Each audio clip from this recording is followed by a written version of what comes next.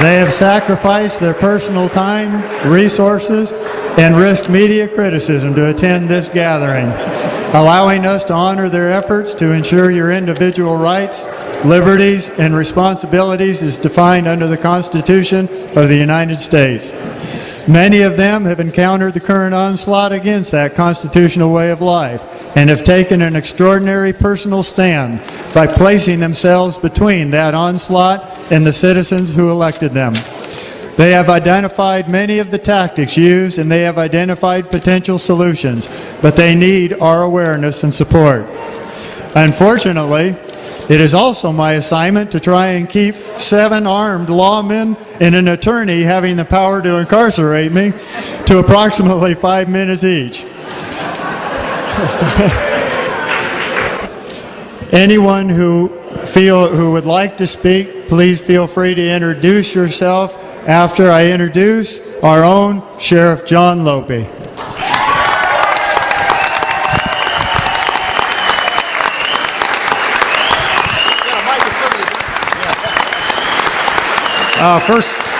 First of all, thank you very much for being here, and I'm honored to be the first sheriff to speak because we got an outstanding panel of sheriffs, some of the best sheriffs in California as far as I'm concerned. And one of the things that really, thank you. And one of the things that really encourages us, the people of Siskiyou County, is the fact that not only do I have backup from all these great sheriffs and an attorney, which is sometimes rare, but we also have backup from all you great citizens. Thank you very much for being here and supporting us. You are an inspiration to us, and you're our heroes. Now I'm going to just spend a couple minutes telling you why you might think, well, why are sheriffs involved in this coordination and this government controversy? Well, because all sheriffs are sworn to uphold the Constitution of the United States of America.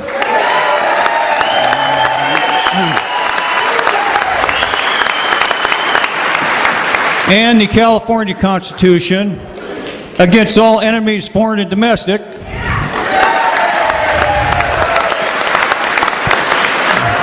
And quite frankly, I spent time in Afghanistan, Iraq, and I tell my lovely wife Maxine sometimes it seems like I get more friendly fire than enemy fire. And everybody's not real happy with what we're doing, but essentially what we're doing is we're standing up for the people.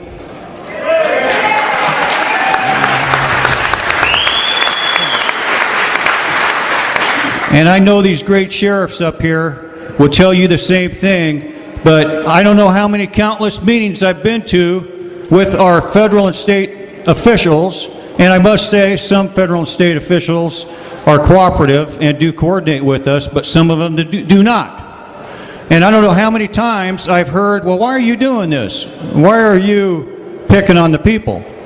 And usually I hear it's the fish. And usually I say, hey, you know what? We love fish. If we didn't live in Siskiyou County, I mean, that's why we live here, because we love the great outdoors.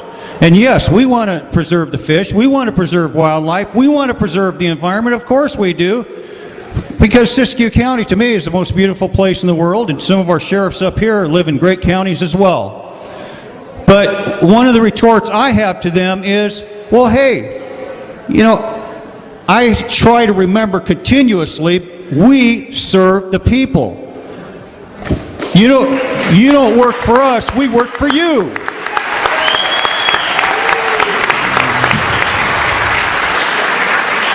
And I just like a little bit of balance between the need to protect the environment, things like fish, because most of the people in my county are telling me, hey, you know what? Some of you federal and state agencies care more about fish, frogs, trees, and birds than you do about the human race. What's that all about?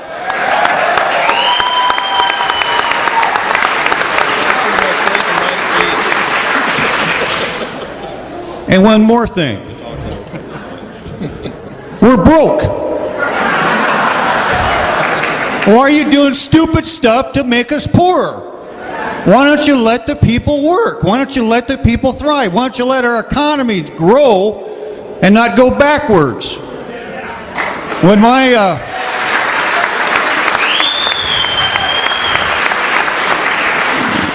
And, you know, we have the dams, we have transportation management issues, we have forest management issues, and just one thing with public safety, almost every single decision made by federal and state governments impacts public safety and the health and welfare of our people. That's why the sheriffs are involved. And they also are there to uphold the law. And a lot of these federal agencies are not properly coordinating or cooperating with us, which is required by law. So these great sheriffs up here, and I've been involved in that the last 10 months, is to force these federal and state agencies to start serving the people and coordinate and start balancing your decisions with the needs of the people.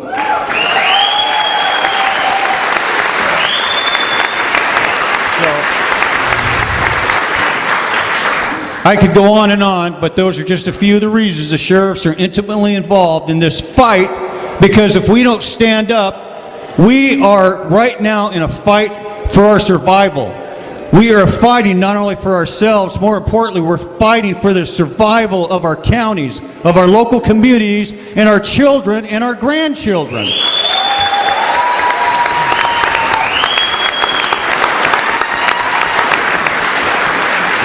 And if we don't save things like agriculture and we let them take our water and land and push us off, we won't have any public safety, we'll have no quality of life, we'll have nothing. And I think I've said enough. I guess I'm going to hand this over to Dean Wilson. And I would like to say these are very distinguished sheriffs. I have Dean Wilson from Dale North County, and he's a good guy, and he's from the coast too.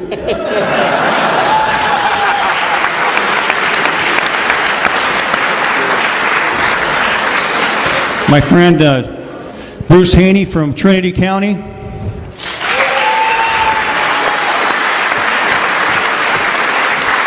Tom Basenko from Shasta County. The famous Greg Hagwood from Plumas County. And Karen is our backup attorney, and she's one of the few attorneys, her and Kirk Andrus and some of our prosecutors. I mean, she is helping us out up here, backing us up, and she's a great citizen. She's helping us out, and we really appreciate having her.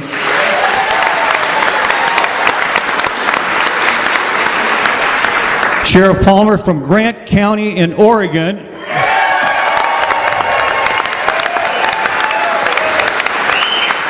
And Gil Gilbertson from Josephine County would have been here, and Mike Poindexter from Modoc County in California would have been here too, but he's in Hawaii, and I said, you know, maybe you better go in Hawaii with your wife. She deserves it. And who else do we have down there? We have Dave Henkrat from Chahama County. Another road warrior. And Dean Grouden from Lassen County, and they're just the greatest sheriffs in the day. Give them a round of applause. Thank you very much. Oh, by the way, we thought we'd just spend a couple minutes. Each sheriff will tell you some of the issues that are going on in their counties. We're all in a struggle, all of them. And by the way, I also wanted to, we have all our board of supervisors here, and all these great public officials are here who are supporting the cause. Thank you for being here. I know that I've seen all the Siskiyou County Board of Supervisor members and representatives from the state and the senator and the Senate Assembly and Wally Herger's office. Thank you for being here.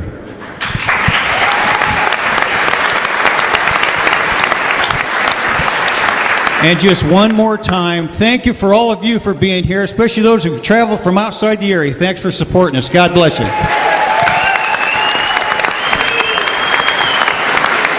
I'm sorry. I had to tell you one quote.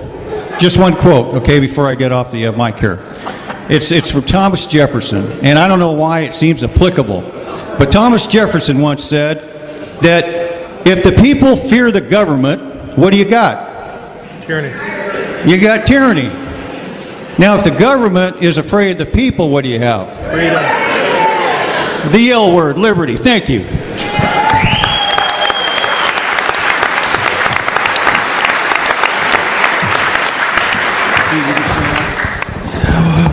Well, I want to thank you for inviting us here to Wairika.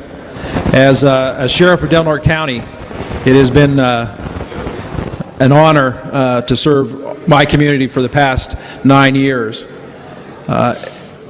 When I got into law enforcement and when I was elected sheriff, I was ignorant and naive of not only my responsibilities and my duties, but also the terrible condition that our state was in, not being involved in politics. Once elected, however, going back and forth to Sacramento, I quickly learned that the state of California was in deep trouble, that Sacramento was incredibly dysfunctional, that this was not a Democrat problem or a Republican problem. This was a problem that plagued both houses, and neither one seemed to be capable of solving it. I became involved in our Tea Party, and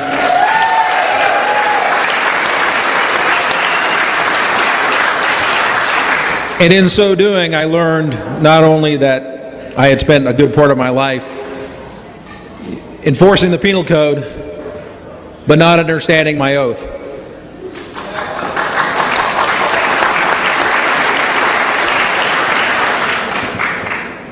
Since that time, I have looked at not only what I do as a sheriff, but what my department does. And I have learned that the assault that's being committed against the people of our community by our own government. Today, it was about a year ago when I had a meeting with our Grange. They invited me to talk with the U.S. Forest Service manager. At that point in time, I learned about a little-known thing called the Travel Management Plan. This travel management plan exists if you have U.S. Forest Service lands or federal lands that are in the hands and managed by the government, the federal government. There is a travel management plan that has been put forward. This travel management plan was calling for not only limiting but also decommissioning roads within our community. They had done this without my knowledge. They had engaged in this activity without the knowledge in large part of our county government. They were engaged with talks with several off-road vehicle groups that were in our area about the desire. But these meetings, although congenial, there was no need for the government to actually comply or meet with any of the demands or requests from the local groups that were involved in these meetings.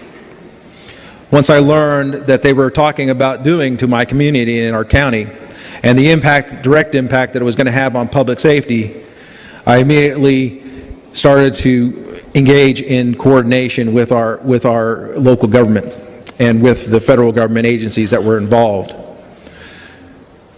I informed the other sheriffs that have those types of things in their areas to look at this, to please take a look and see if this is going on in their areas, because if it is in mine, and it had been for over a year without my knowledge, that it was going on in their areas and their communities as well. We have an assault upon our community. One of the greatest things about Del Norte County is we have everything that we need to be self-sustaining, self-reliant, and to have a thriving economy.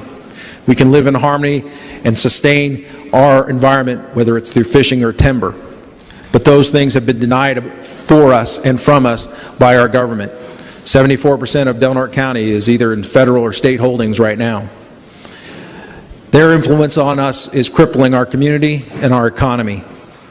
And as sheriff, I have taken it upon as part of my responsibility to the public safety, well-being, and welfare of my community to seek out and try to stop any infringement upon the rights of our property, our lives, or our liberties within Del Norte County.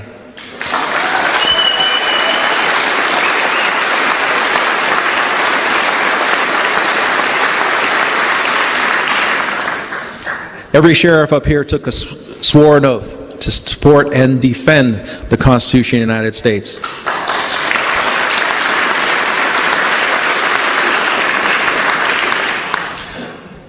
But the responsibility, the absolute critical responsibility, the shame that has come upon us by the infliction of our own government's actions towards us rests only in one person's hands, and that's our own.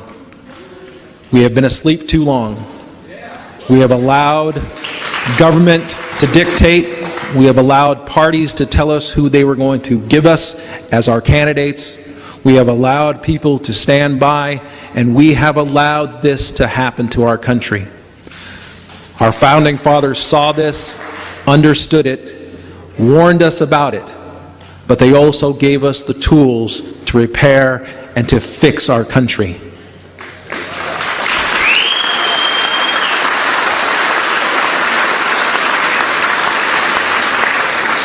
I am thankful to each of you for being here, because only with your commitment, your strength, your determination, your passion, can we not only hold each and every one of our local politicians accountable and responsible, as we should always insist upon, but we can take back our country. Even if it's a county by county, we can take it back. Thank you so much.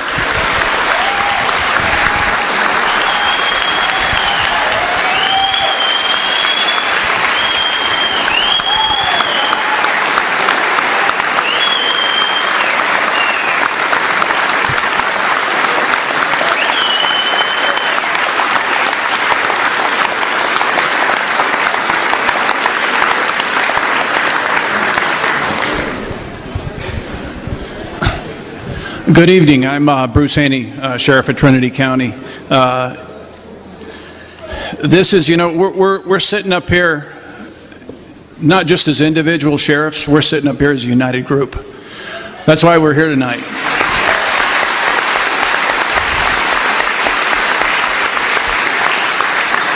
We have, we're rural counties. I mean, Trinity County is a little over 20% unemployment.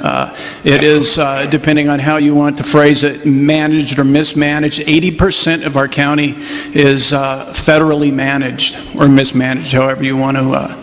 So we do have resources. We have timber, but we have such a high unemployment rate. We have a small permanent population in our county. We are probably an easier target than Siskiyou, and we have a couple of dams as well. So that's why this is so important for all of us to be sitting up here, united, as I believe most people in the audience are here tonight.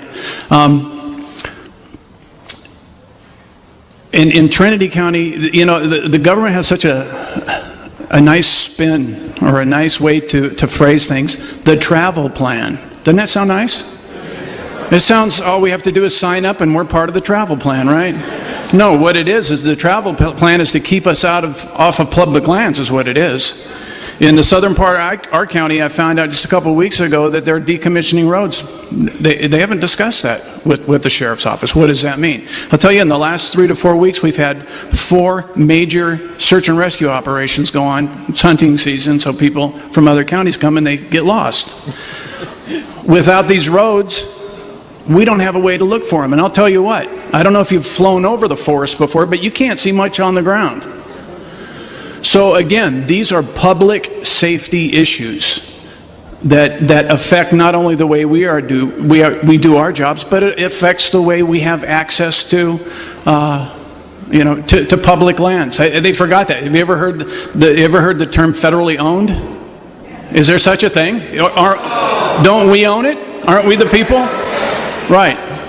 So I'll tell you what. Here's my theory: is that if we have one lumber mill left in the county. Yeah, I know we are, and that's because he decided to stick it out. But I'll tell you what: if he tries to put a lumber plan or a harvest plan together, you've got all the lawsuits, the environmentals come out. I'm going to tell you, I believe that our federal government's been inundated with environmentalists. I think that's why these things get shut down.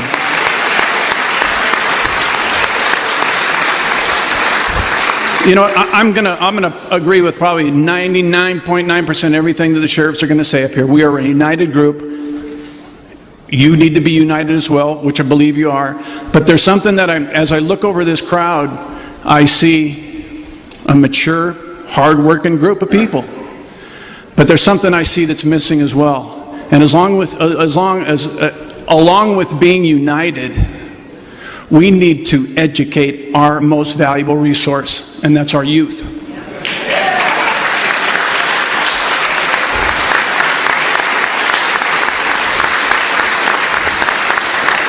Our youth is being indoctrinated through public school programs, the college system. We need to, you know what, I've got a son. I saw a guy standing back up there with an Oregon State sweatshirt on. My son goes to Oregon State. And I tell you what they see in those colleges, you know, fortunately my son grew up in a home where he goes, that's not how it's supposed to work. But not every kid has.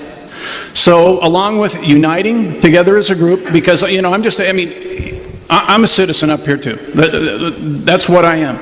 I rely on those dams staying in place so that the man I buy hay from, who I got 4 tons sitting out on my trailer right now, maybe it better still be there.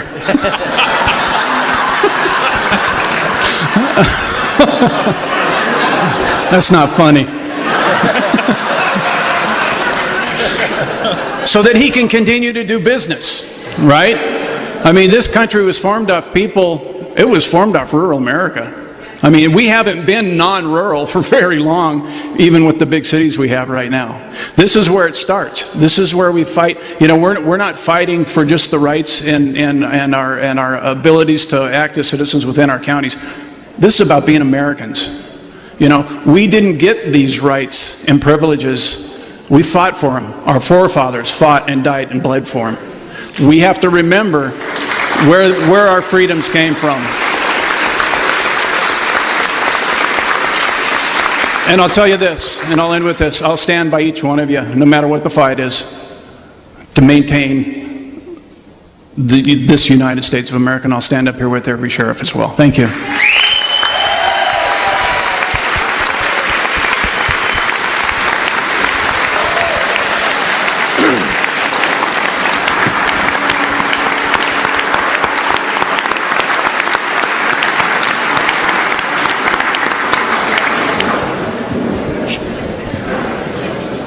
Good evening, and thanks everybody for sticking with us. You know, a few months ago, Sheriff Wilson hosted a meeting in his county, invited myself and some other sheriffs up and Southern Oregon sheriffs up, and it was about, I heard a little bit about Fred Kelly Grant and the 10th Amendment, did a little more reading on it. Of course, I heard it in my county from some citizen groups, and that was very educational. A couple of years ago, we learned also about the travel management plan and decommissioning of roads, and my supervisor, he's here tonight with me, Supervisor Les Baugh, we held a rally with citizens near the U.S. Forest Service to basically, don't tread on us, and this is our land, and you're shutting us out, the citizens of America, and that's a big concern. Fortunately, the Board of Supervisors, they enacted coordination in March of 2010.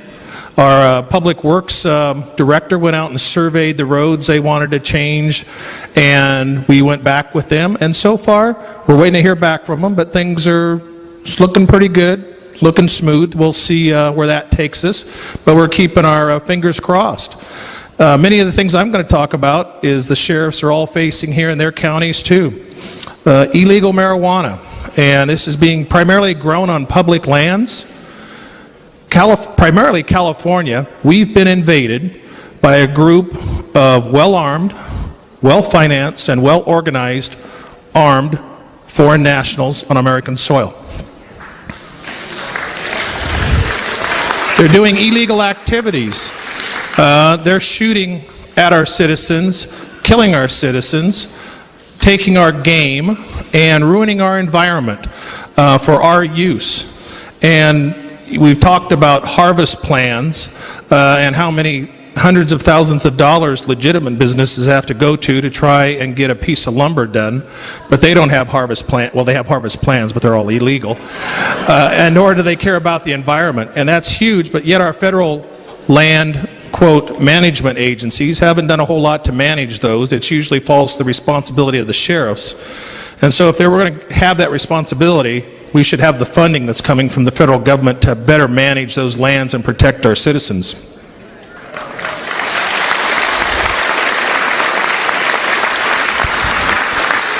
Proposition 215, the Compassionate Use Act, medical marijuana, that's been a huge, huge escalating problem.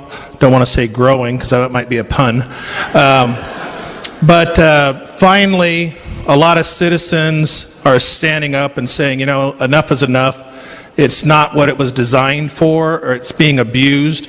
You might see some involvement by the federal government recently. We're going to see how that develops, but there still needs to be changes there.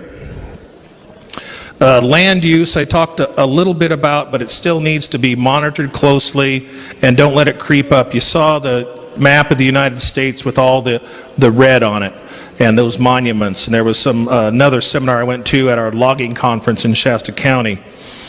The other parts that we're concerned about, and our supervisor took this on a few months ago, was Thansk, which they were going to try and put big transmission lines across everybody's property, but not really pay them for it. It was going to ruin their land values.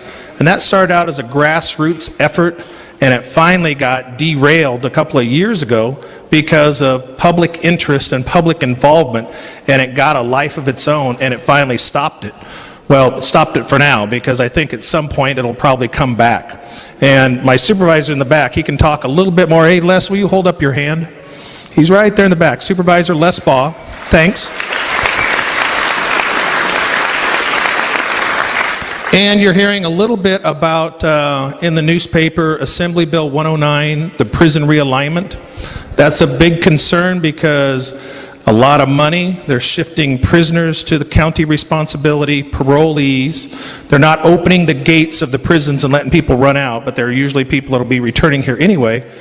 And if that money dries up, we'll still be, all the counties will be on the hook for that responsibility. And where's that money coming from? Because we know the financial ability of our counties here in Northern California is not very good. We're kind of living year to year in our budgets, and they're pretty tight. So we still have to, we're closely working as state sheriffs with our association to work with the governor's office and work with the legislature to try and get that more balanced, so at least the funding comes there. You know, and also I'd like to thank Sheriff Lope not only for getting this meeting together, but we saw these land use issues, going back to that, coming up. He saw that, and he asked to form a lands use committee with the California State Sheriff's Association and ad hoc committee, and all of us are on that committee right now. There's a couple of other sheriffs on it, and then we're going to be watching and monitoring, meeting with some of those land agencies. We've named them off here: Fish and Game and Forest Service, BLM, and the others, to try and take that on statewide as an association with 58 total county sheriffs. And then there's the Western States Association of Sheriffs, so that's basically west here, the Rockies, and that's on their radar screen. And then also the National Sheriff's Association, and that's starting to come up on their radar screen. So we're starting to also collaborate and come together as a united front of sheriffs to address these issues that do impact us all. And go ahead.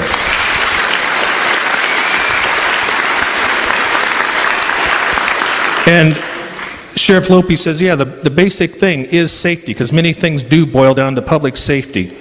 But before we can be fit, either mentally or physically fit, before we can be educated either ourselves or for our children and our grandchildren, before we can enjoy the great North State here, or our parks and the outdoors, even our homes, the businesses to thrive, we have to be safe.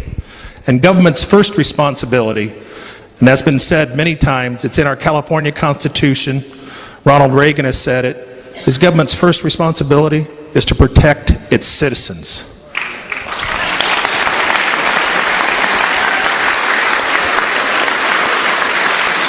So thank you all very much for being here. We're trying to stay the watch and work on those issues, but most importantly, we need your help, and that's great that you're helping by being involved in this, because without it, we cannot be effective. We can't stand alone, but thank you all very much for coming.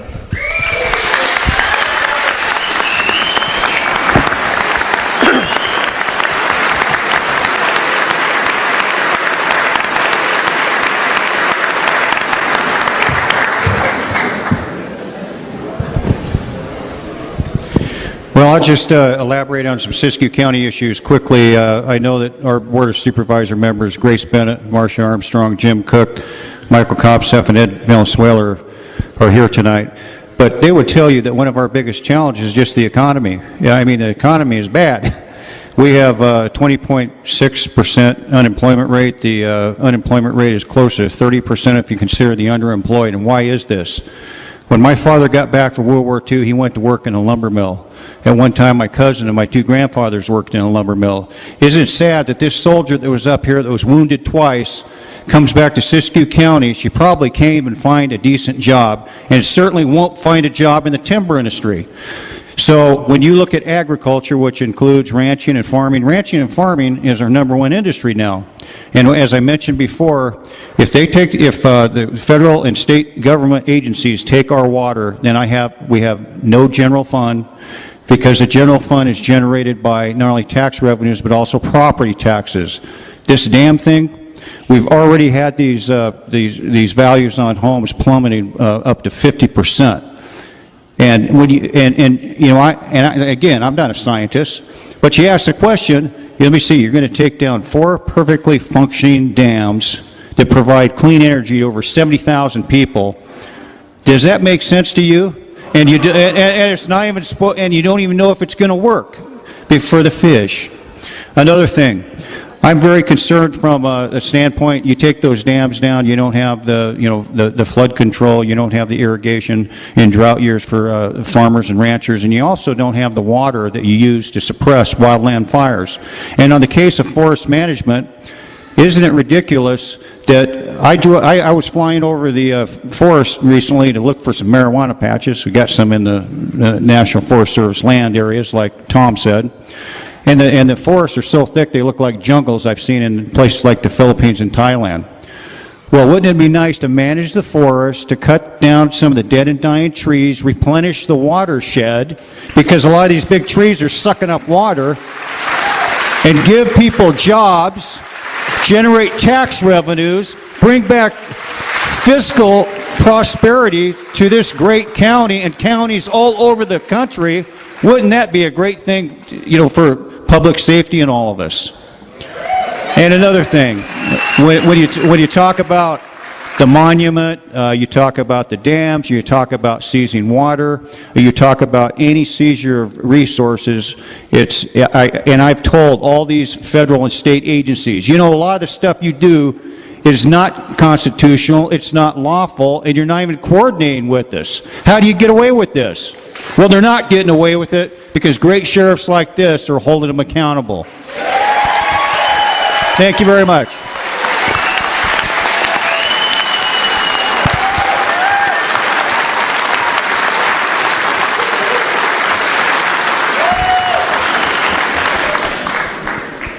These are tough acts to follow.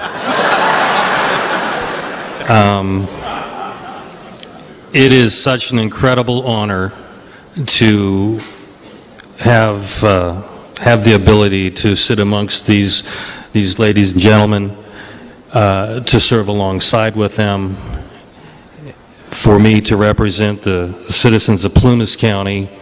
But my strong sense is that our county borders are somewhat going away, because we are all so united in addressing the same issues.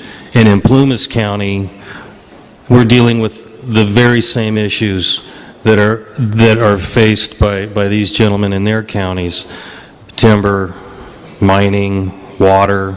In Plumas County Unified School District used to be one of the wealthiest school districts in the nation because of the timber. And it's gone. It's just gone, and the mining's gone. And now they're looking at your water, and that presentation earlier tonight was absolutely terrifying. But I think there's something they didn't count on, and it's this.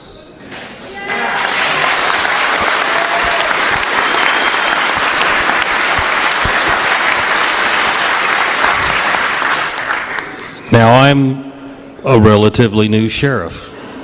Been in law enforcement for about 23, 24 years, but I've only been a sheriff for a couple years now. But I think I can pretty safely say that events like this, the coming together of sheriffs like this, is something that hasn't happened in the past. I know with the Tea Party movement and gatherings in my county that I've participated in, I remind them, you know, as bleak as things may look, as challenging as things are, this has not happened before. There is an awakening of a giant, and that is...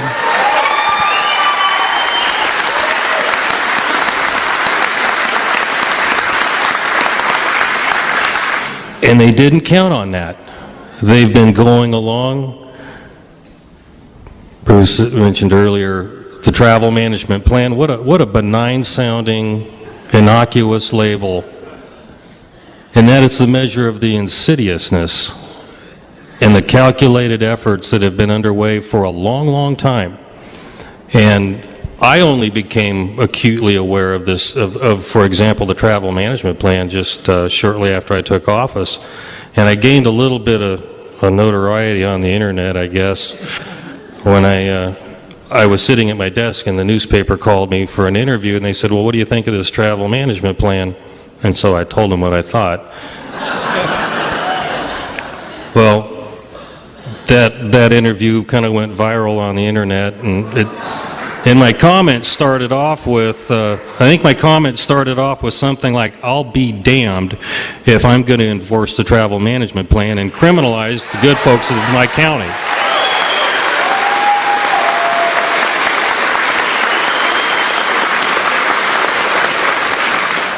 Well, when that article came out and it went on the internet, and my very best friend, he's like my brother, he's my Assistant Sheriff Gerald Hendrick.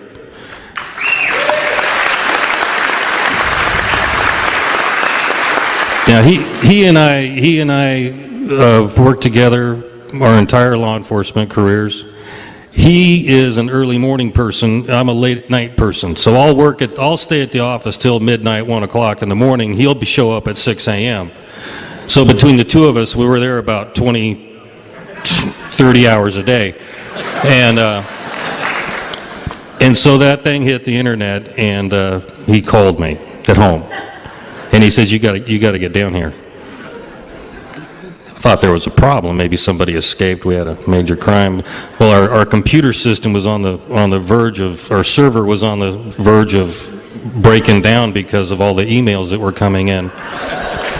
And then last month, I think it was, I had the opportunity to testify in front of a congressional subcommittee, and it's so nice to see so many of the people that I saw in Sacramento are here tonight.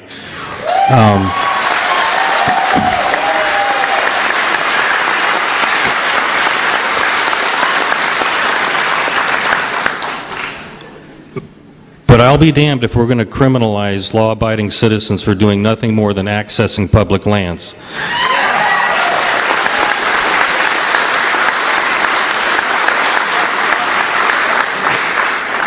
And the support of all of my citizens in Plymouth County and people now throughout the state and the sheriffs, it's very flattering and it's very humbling. But as I reflect on it, it's the measure of something that I find really alarming. Your public officials, your elected officials, either at the city, county, state, federal level, they should not be applauded, nor should they be celebrated for simply doing what you elected them to do.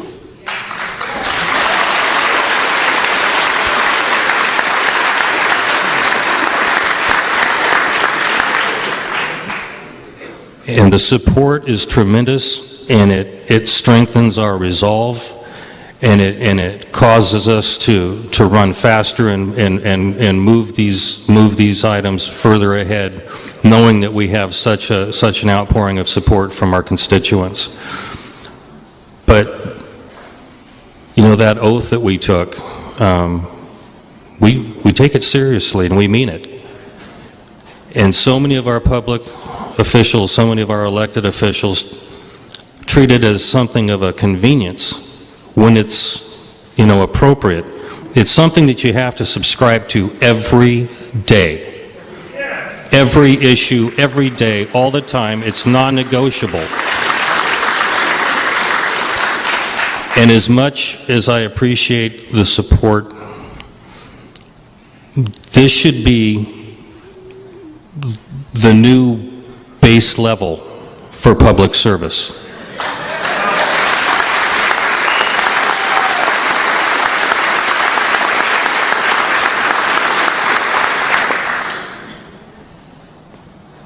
Thank you so much for being here. Thank you so much for all of the hard work, your dedication, coming out on an evening like this, spending the amount of time we've spent here educating ourselves, becoming acquainted with each other. In closing, I think the coming together of the counties is what will make the difference. When counties partner with one another, battling these agencies and these bureaucracies, when the federal government thinks they can take off Siskiyou County because they're broke, when they think they can take off Plumas County because Plumas County's broke, or Sierra County, or Lassen, or Modoc, or Tehama, Trinity, you name it, they're preying on us from an opportunistic standpoint. When we come together the way we have, and with Oregon now, it's crossing state borders. This is not what they'd planned on, and it's causing them to rethink. I'm absolutely honored to be here. Thank you so much for all of your support. Thank you.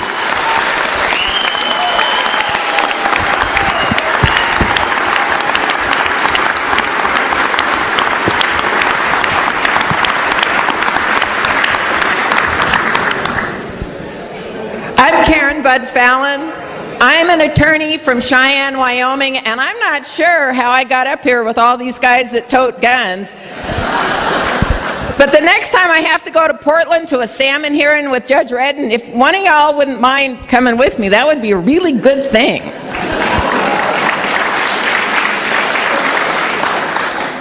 You know, I think a lot of people don't know that attorneys take an oath too. We also take an oath to uphold the Constitution.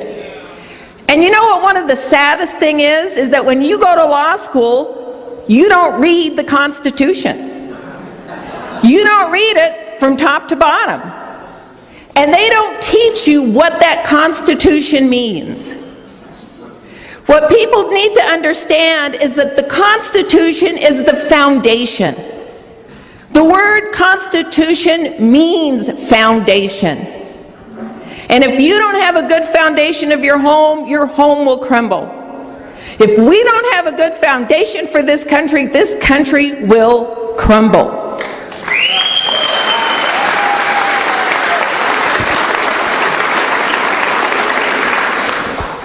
Now let me tell you a few things about the Constitution that you all should keep in mind. One of them is if you read the Constitution, you will understand that the way it is set up, that the federal government and state government has to have a law for everything that they do. When the federal government comes out and asks you or tells you what they're doing, you have the right to say, and what law allows you to do that? But it doesn't work the other way around. The Constitution made the citizens of the United States free people. And so we can do anything that the law does not prohibit. And I gotta tell you, I think in Washington they kind of got that swapped.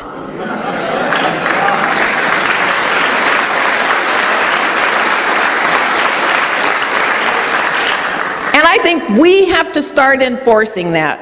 We have to start asking, what law gives you the right to stop my use? What law gives you the right to come into my county and all of a sudden start closing roads? Now, I grew up on a cattle ranch. I'm the 5th generation to live in that same old house in Big Piney, Wyoming. And it was really interesting growing up on that ranch because we used to go to meetings where they would try to tell us that our cattle 150 miles away were somehow or the other impacting the geysers in Yellowstone Park. I am not kidding you. And I would listen to these guys and think, you know, If we were as bad as they say that we are, we'd have put ourselves out of business 4 generations ago.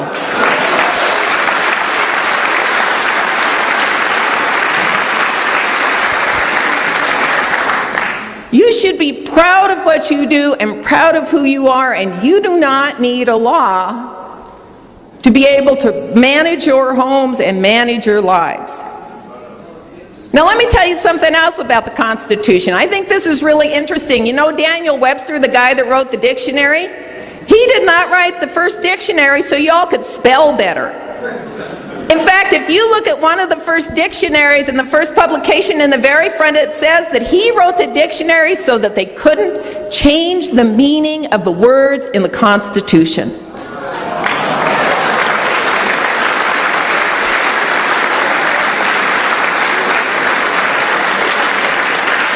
When the founders were inspired to write that document, he was so concerned that the courts would screw it up. He wrote the dictionary to keep those meanings true to what the founders envisioned for this country. And another thing you've got to remember is that a lot of people make the mistake and they call it my constitutional rights. Ladies and gentlemen, the Constitution does not give you rights. God gives you rights. The Constitution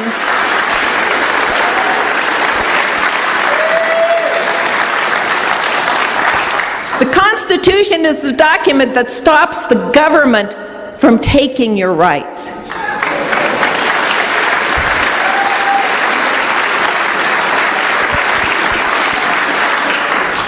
So the next time you hear somebody talk about your constitutional right, you should correct him and say, no, it's my guaranteed right, because that is not where your rights came from.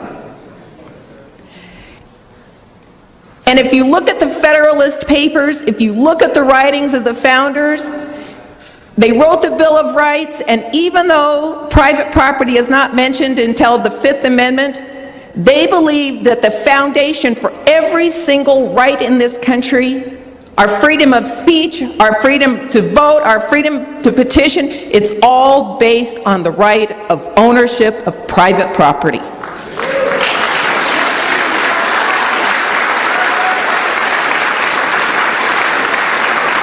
And it doesn't matter whether that private property is my parents' ranch in Big Piney, Wyoming, or your right to make a living and to hold something, or your ideas, they're your property. And the founding fathers believed that that was the basis for every other freedom we have in this country.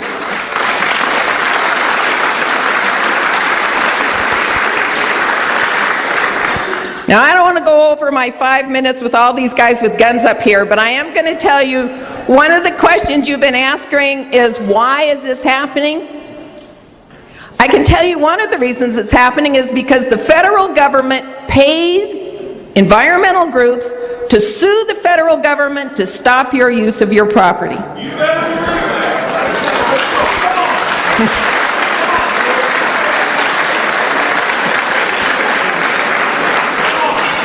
And the federal government doesn't even track the money. They have absolutely no idea how much money they paid. Right now in the salmon litigation that was filed by Earth Justice representing the National Wildlife Federation, the federal government, for litigation that's not over, has paid $2 million to the environmental groups. So ladies and gentlemen, you're funding your own demise, because that kind of money is going to these groups. Because the federal government doesn't track it. Sitting in my little law firm with a computer and a paralegal in Cheyenne, Wyoming, we tracked $36 million paid to 19 environmental groups in 9 years. And we only polled 19 states. You imagine how much money we're talking about if we're looking at all the states? This kind of madness has to stop. We have to get control of this government. One way to do that is rallies like this, standing with sheriffs like this, standing up for our country, teaching our children. I got to tell you one quick story. We were reading in the newspaper the other day about how the federal government is trying to rebrand itself, you know, like advertising. They are. They're trying to rebrand themselves as the federal family. Because according to the newspaper, that sounds better than the bureaucracy. And so my husband and I are standing in the kitchen and we're laughing about the federal family, and my 17-year-old son rolls his eyes and says, "This is the most dysfunctional family I have ever heard of."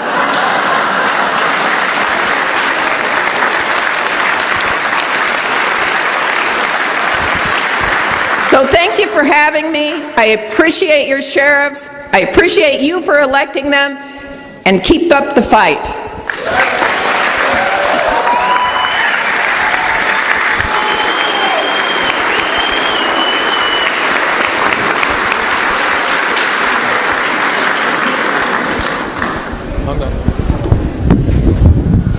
Thank you. Alrighty. I'm going to take care of a couple of housekeeping rules real quick before I start. And I'm going to start off with a good attorney joke.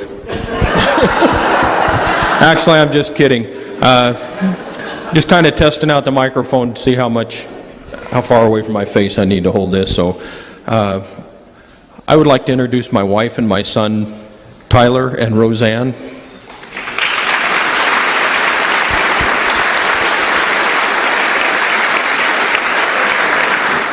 A couple other things that I would like to bring up is that I'm from Grant County, Oregon. We should be brother and sister counties. We are so much alike that when I walk through the door back here this evening, this gentleman right back here running all the electronics, his dad is one of my deputies in my county.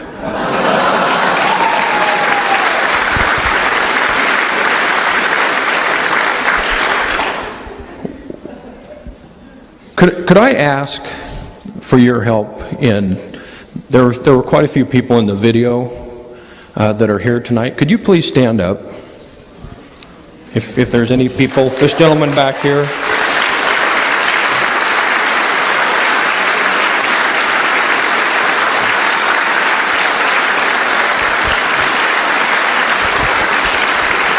What I would like to say is that during that video, there was a lot of emotion. And if you people think that these are the only people that this dam removal is going to affect, you've got another thing coming.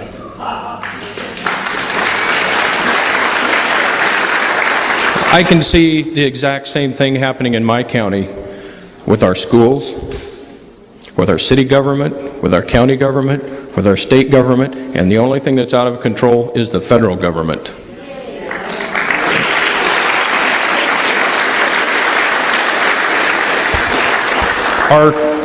Our schools are down about 50% in their enrollment.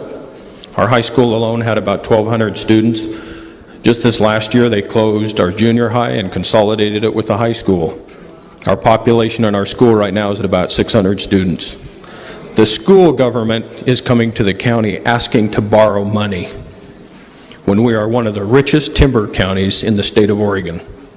How asinine and uncalled for is this? And it's brought on by the only people that we have in positions that we are asking to take care of us. And it's wrong.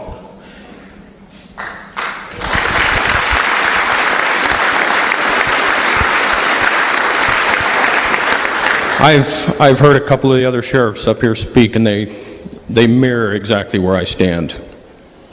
We have taken an oath of office. Every elected official has taken an oath of office. If they haven't taken the oath of office, they don't belong in office.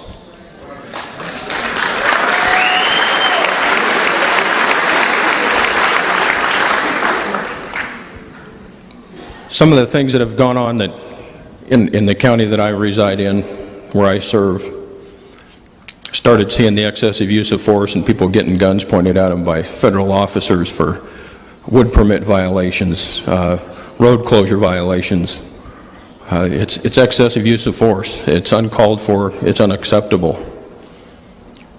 I am not a government employee. I am a public servant. I serve the people who elected me.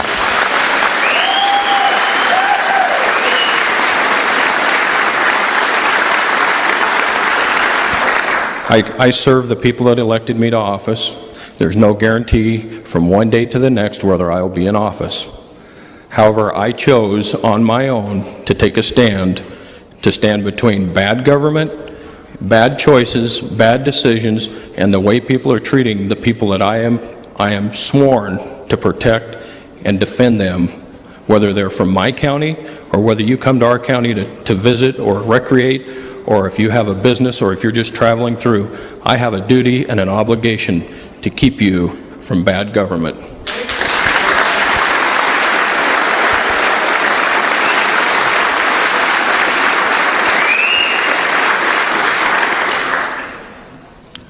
I can honestly say that it's an honor and a pleasure to stand up here with the rest of the sheriffs and with Karen. And I just want to say thank you to the family that's going to host us tonight and give us a place to stay. It's been an honor to come down and visit a lot of people. There's another gentleman here in the front row that was from Monument, which is in my county. He's from up in the Medford-Roseburg area. He's traveled down to, and you know what, I don't know what else to say. It's, if there's any other elected officials out there, I just beg of you to defend the people that have put you in the office and put you in the position you're in, to defend them and to support them. And you know, and it's up to you folks to hold them accountable. Hold us accountable.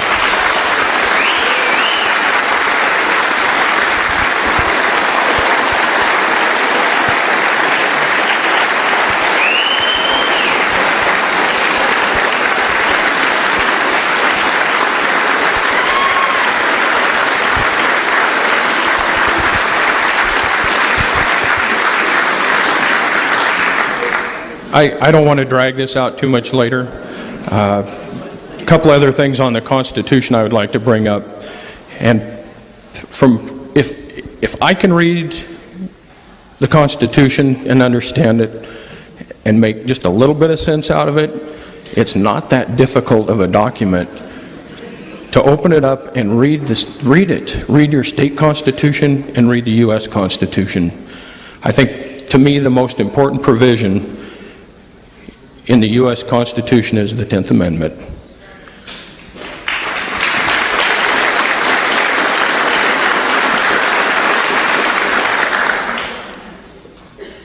I think I'm going to close with this last little bit, and we need to realize that water rights, mining rights, all have a private property clause or an issue with them. Don't let them take them from you. Don't relinquish them and don't give them up. Stand up and defend for what you believe in.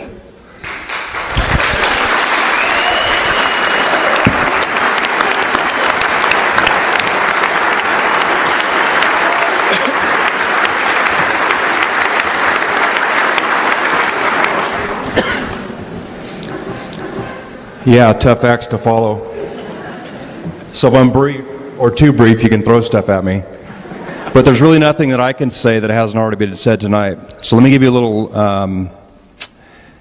update on what's happening in Tama County.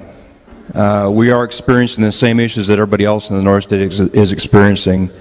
Dwindling tax base, dwindling lifestyles, crime, people not taking their jobs seriously. I'm kind of a rookie sheriff. I've been in office for 10 months. I got into police work to help people. I got into police work to make some changes. And I ran for sheriff to make some changes too.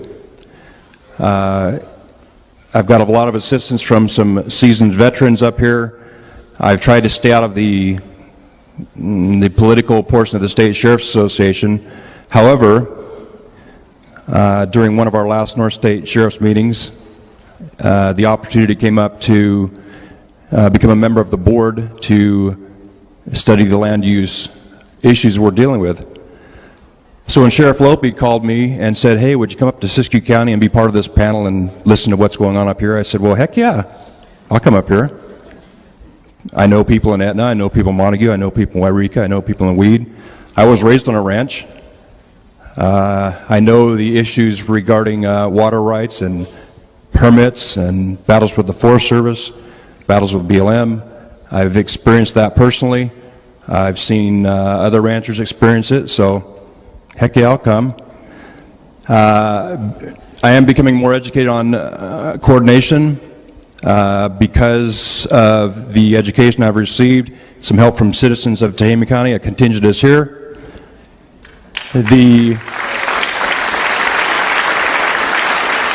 And I thank them for coming up. The fact that we have some cooperation with Board of Supervisors in Tehama County. We have invoked coordination with the Shasta Trinity Forest to deal with the travel management plan.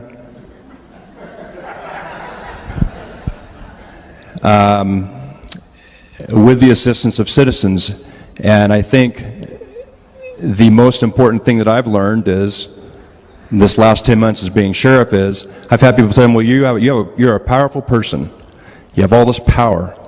Yeah, the sheriff's a powerful person in a powerful position. However, where does the power come from? Yes. Yes. You don't have the backing of the people.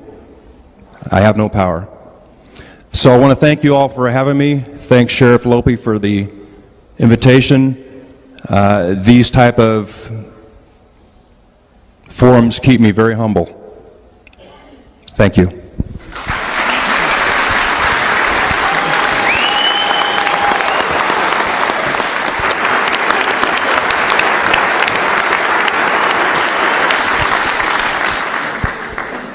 All right, good evening. I'm very proud to be up here with such a fine group of people, and all of you too. Thank you. What a great group of people. I'm a small town boy, grew up in Lassen County in the town of Westwood. Some of you might know where that town is. When I was a kid, it was, even though the old mill had shut down, you know, there were mills in neighboring towns, and it was a thriving community. And you know, as the years have passed, that town it's just dying. And it's not just Westwood, it's all the small towns in Lassen County. And it's not just Lassen County, it's all across rural America. And it's a shame to see that. Every year I make my rounds to the different schools in our communities watching football games. And I was at a game in Westwood a week ago. And you know, we used to have a JV team, a varsity team, cheerleaders, a marching band, and now we have one 8-man football team. You know, and it's not, again, it's Big Valley school up in the town of Beaver is the same way, Hurlong's the same way, and it's just sickening to see what's occurring to our small communities. It really. You're right, the Spotted Owl came to town. So now in Lassen County, you know, we had 3 mills.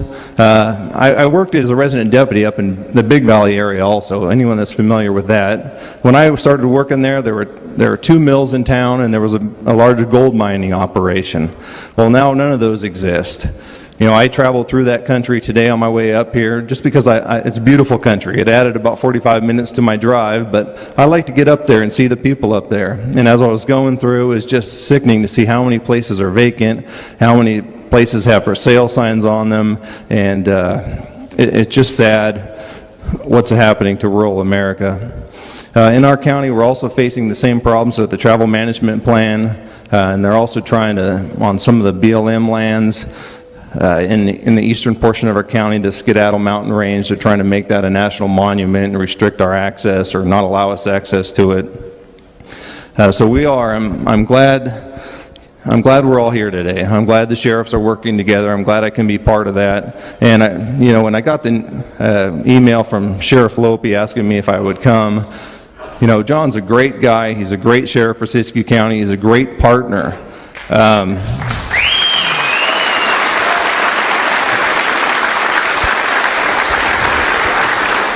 You know, we've truly, since I've become sheriff, you know, I've gotten help from, Tom Basenko's helped me out a lot.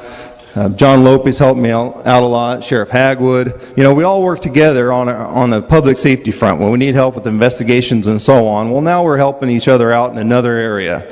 All right, and I do think, we're all facing the same issues with travel management and so on, but really, I do think Siskiyou County is ground zero right now. Because of the issues you're facing with this potential of these dams being removed, and I couldn't be more proud to be here, and I just wanted to be here to support the people of Siskiyou County and support my good friend John Lope. So.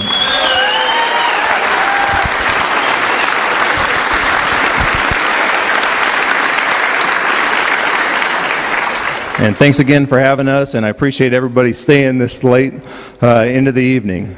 But I want to... Sir, my name is Doug Knox. I'm from Alturas, the Modoc Independent Tea Party. The people are in our area right now wanting taking over the Pittwater River drainage. If we could take this board and hold the same thing, next time go to Plumas County, then go to Lassen County, or we'll go to Oregon, or we'll go everywhere, but we're not going to hell, we're going to fight.